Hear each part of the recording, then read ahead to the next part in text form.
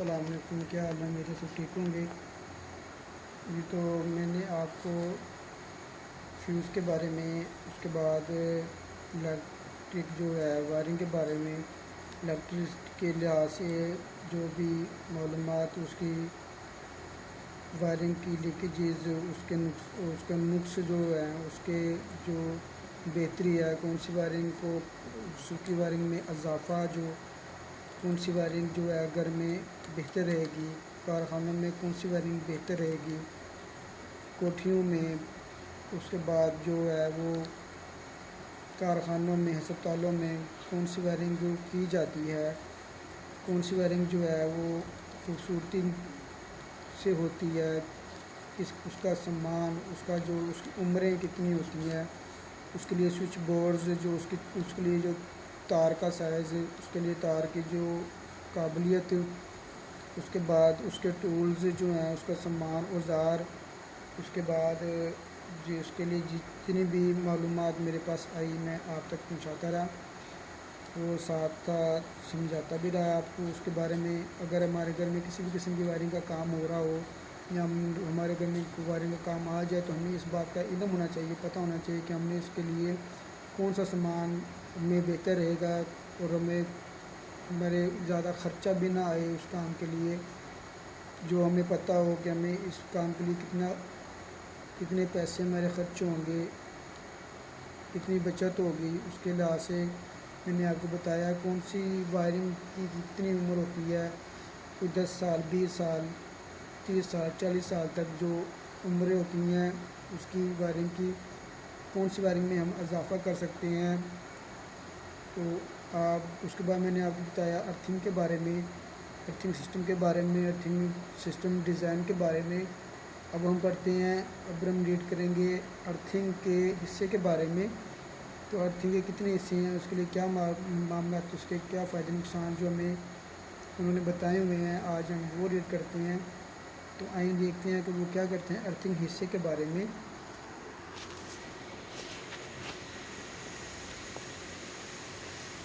کہہ رہے ہیں ارتھنگ کے حصے۔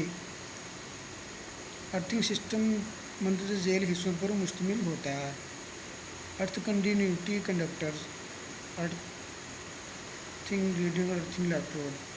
ارتھنگ کنٹینیوٹی کنڈکٹر جس تار کے ذریعے برقی آلات کے دھاتی خولوں کو آپس میں ملا کر بالآخر ارتھنگ لیڈ سے جوڑا جاتا ہے، ارتھنگ وائر یا ارتھنگ کنٹینیوٹی کنڈکٹر کہلاتا ہے۔ جس تار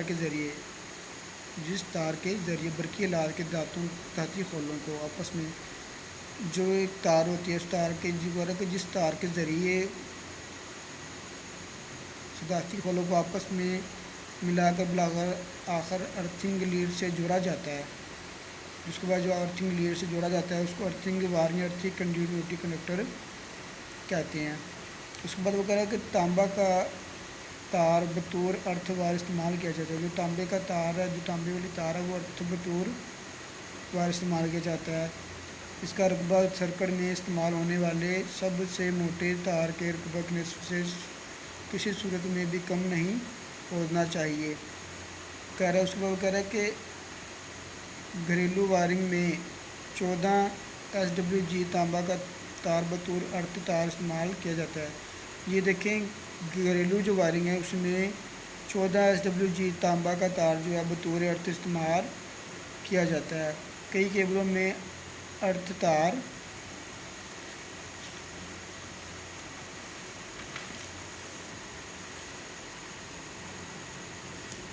کنڈکٹر بھی ہوتا ہے۔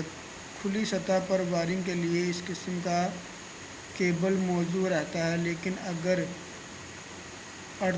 ارتھ تار کیبل میں شامل نہ ہو تو کنڈیوڈ وائرنگ میں کنڈیوڈ کی سطح پر کلپوں یا سیٹل کی مدد سے ارتھ تار لگایا جاتا ہے۔